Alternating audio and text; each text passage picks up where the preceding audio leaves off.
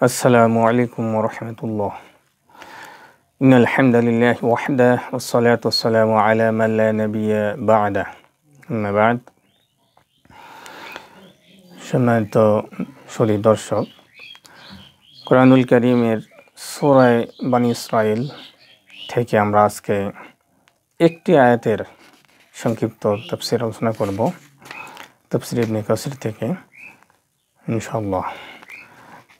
সূরা বনী ইসরাঈলের 12 নম্বর আয়াত, 12তম আয়াত। একটি আয়াতে বিশেষ নিদর্শন আল্লাহ সুবহানাহু ওয়া তাআলার রয়েছে। আমরা এই বিষয়ে জানার চেষ্টা করব। এই আয়াতটিতে আল্লাহ সুবহানাহু ওয়া তাআলা যে বিষয়ে বিশেষ নির্দেশনা আমাদের দিয়েছেন সেটা হলো রাত এবং দিন, এটা যে আল্লাহর একটা বিশেষ নিদর্শন, সেই তথ্য আমরা এখানে জানতে পারবো এবং ইনশাআল্লাহ এখান থেকে আমরা ভালো একটা শিক্ষা নিতে পারবো যদি আমরা সুন্দরভাবে বিষয়টি জানার এবং বোঝার চেষ্টা করে আল্লাহর সন্তুষ্টির উদ্দেশ্যে, কোরআনিক জ্ঞান অর্জনের উদ্দেশ্যে আমরা যদি বিষয়টা শুনি, ইনশাআল্লাহ ভালো কিছু এখান থেকে পাবো। তো আসুন আল্লাহ পাক কি বলছেন দেখি। আউযু বিল্লাহি মিনাশ শাইতানির রাজিম। বিসমিল্লাহির রহমানির রহিম।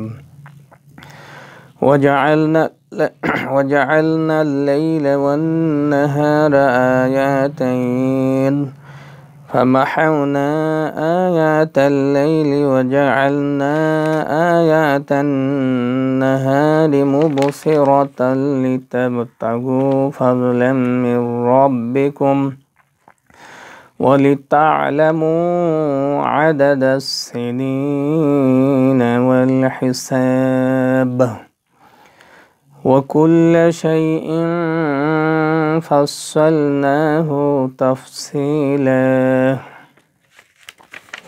ইরশাদ হচ্ছে, আমি রাত ও দিবসকে করেছি দুটি নিদর্শন। রাতকে করেছি নিরালোক এবং দিবসকে করেছি আলোকময়, যাতে তোমরা তোমাদের রবের অনুগ্রহ সন্ধান করতে পারো এবং যাতে তোমরা বর্ষ সংখ্যা ও হিসাব স্থির করতে পারো। এবং আমি সব কিছু বিশদভাবে বর্ণনা করছি। আল্লাহ রাব্বুল আলামিন এই আয়াতে কারিমায় তার বৃহৎ দুটি সৃষ্টি, এই রাত এবং দিন, এই দুটির যে আবর্তন, একটার পর একটা, রাতের পরে দিন, দিনের পরে রাত, যে ক্রমাগতভাবে চলতেই আছে, আল্লাহ পাক আমাদেরকে এখানে চিন্তার খোরাক দিয়েছেন যে তোমরা এখানে চিন্তা ভাবনা করে দেখো কে এটার আবর্তন করে, কিভাবে এটা প্রতিনিয়ত এভাবে চলছে।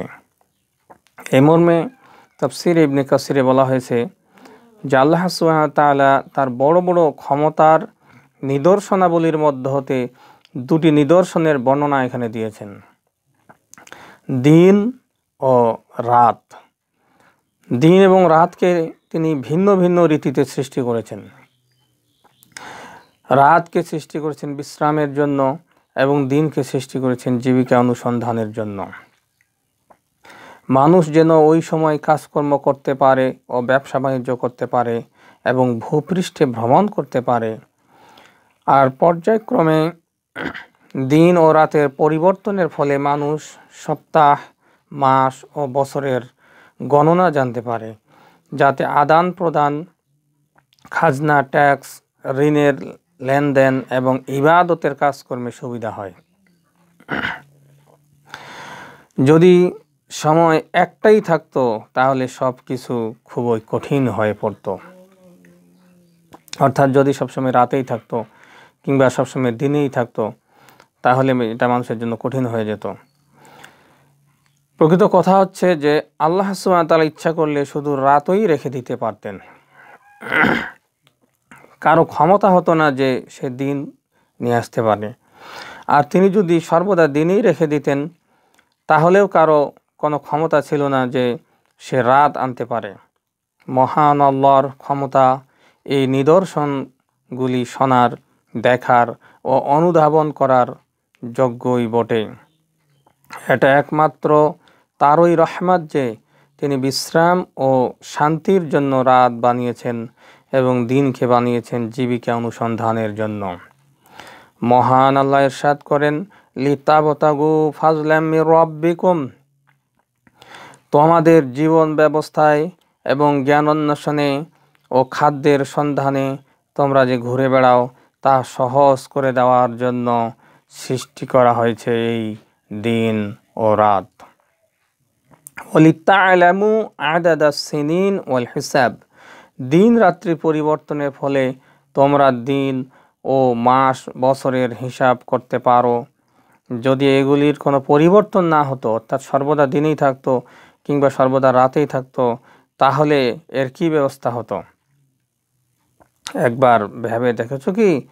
আল্লাহ সুবহানাহু ওয়া তাআলা সূরা কাসাসের ৭১ থেকে ৭৩ নম্বর আয়াত আল্লাহ সুবহানাহু ওয়া তাআলা ইরশাদ করেছেন, হে নবী, তুমি বলো, তোমরা কি ভেবে দেখেছো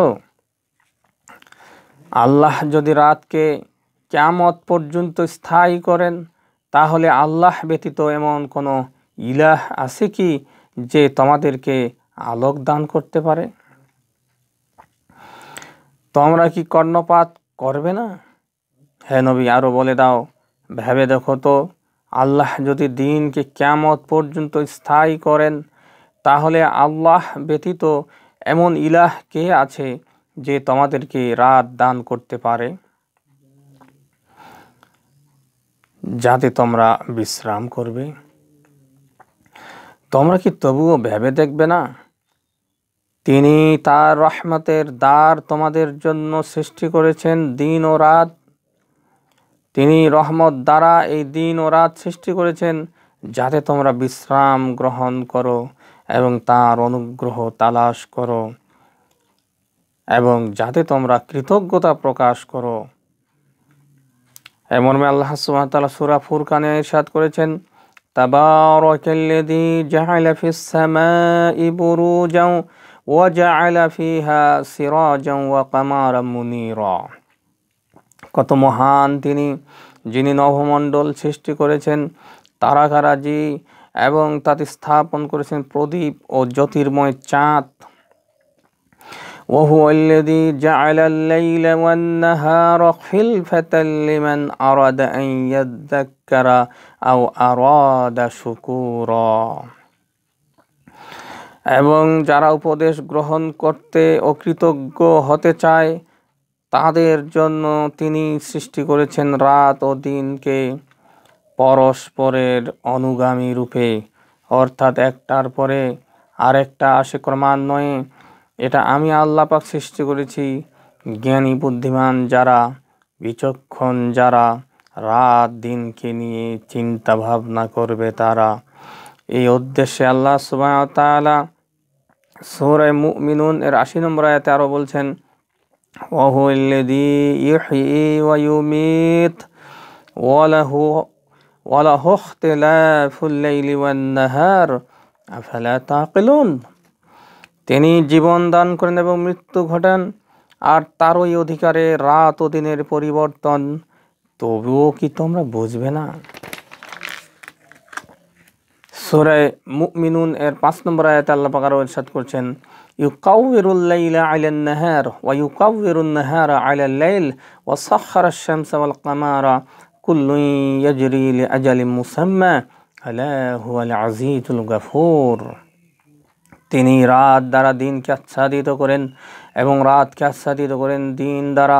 সূর্য চন্দ্রকে তিনি করেছেন নিয়মাধীন, প্রত্যেকেই পরিক্রমণ করে এক নির্দিষ্ট কাল পর্যন্ত।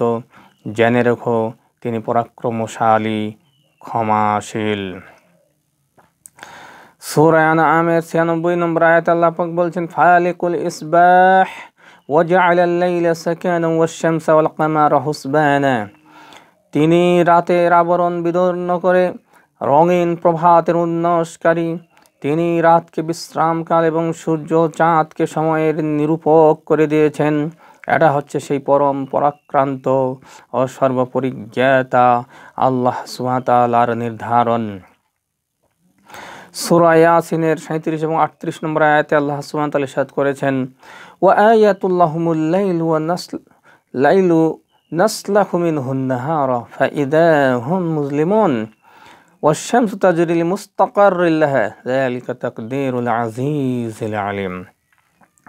তাদের এক নিদর্শন রাত, ওটা হতে আমি দিবালোক অপসারণ করি, তখন সকলে অন্ধকার আচ্ছন্ন হয়ে পড়ে এবং সূর্য ভ্রমণ করে ওর নির্দিষ্ট গন্তব্যের দিকে। এটা পরাক্রমশালী সর্বজ্ঞের নিয়ন্ত্রণ। আল্লাহ সুবহানাহু ওয়া তাআলা রাতকে সৃষ্টি করেছেন তার নিদর্শনাবলীকে অন্যদের থেকে পার্থক্য করার বা পার্থক্য নির্ণয় করার জন্য।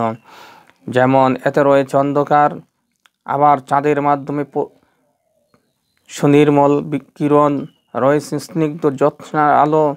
অন্যদিকে দিনেরও রয়েছে নিজস্ব স্বকীয়তা। সূর্যের আলোয় সমস্ত জগৎ হয় আলোকিত, সূর্যের আলোর সাথে চাঁদের আলোর রয়েছে ভিন্নতা। সূরা ইউনূসের 5 এবং 6 নম্বর আয়াতে আল্লাহ পাক বলছেন, ইয়াসআলুনাকা আনিল আহিল্লাহ কুল হিয়া মাওয়াকিতু লিন-নাসি ওয়াল হজ্জ। তারা তোমাকে নতুন চাঁদসমূহ সম্বন্ধে জিজ্ঞেস করছে, তুমি বলো এগুলি হচ্ছে সমগ্র মানব জাতির জন্য সময়সমূহ, মাসসমূহ নির্ধারণ, গণনা এবং হিসাব করার মাধ্যম এবং হজ্জের জন্য। পরিশেষে আল্লাহ সুবহানাহু ওয়া তাআলা ইরশাদ করেছেন, ফামাহাউনা আয়াতাল লাইলি ওয়া জাআলনা আয়াতান নাহারি মুবসিরা। রাতের অন্ধকার সরে যায় এবং দিনের ঔজ্জ্বল্য এসে পড়ে। সূর্য দিনের লক্ষণ এবং চাঁদ রাতের আলামত। আল্লাহ তাআলা চাঁদকে কিছু কালিমাযুক্ত করে সৃষ্টি করেছেন, সুতরাং তিনি রাতের নিদর্শন চাঁদকে সূর্যের তুলনায় কিছুটা অস্পষ্ট আলো বিশিষ্ট করেছেন। আসমানের বিশেষ সৃষ্টি, দুনিয়ার আল্লাহ সুবহানাহু ওয়া তাআলার বৃহৎ কিছু সৃষ্টির বিষয়ে আমরা এখানে আলোচনা শুনলাম। বিশেষ করে রাত দিন, চাঁদ সূর্যের যে আল্লাহ পাকের সৃষ্টির রহস্য, এটা সম্পর্কে গুরুত্বপূর্ণ তথ্য আমরা এখানে পেলাম। আল্লাহ রাব্বুল আলামিন এগুলি নিয়ে আমাদেরকে চিন্তা ভাবনা করার এবং আল্লাহ রাব্বুল আলামিনের তাওহীদ উলুহিয়াতকে সুন্দরভাবে বুঝে নিয়ে সে অনুযায়ী আমল করার তৌফিক ইনায়াত করেন। আমিন। সকলে ভিডিওটি লাইক দিয়ে শেয়ার দিয়ে সাথে থাকবেন এবং কোরআনুল কারীমের প্রসার কাজে সহযোগিতা করে আপনিও সবের ভাগী হবেন, এই আশাবাদ ব্যক্ত করে এখানে শেষ করছি। আসসালামু আলাইকুম ওয়া রাহমাতুল্লাহ।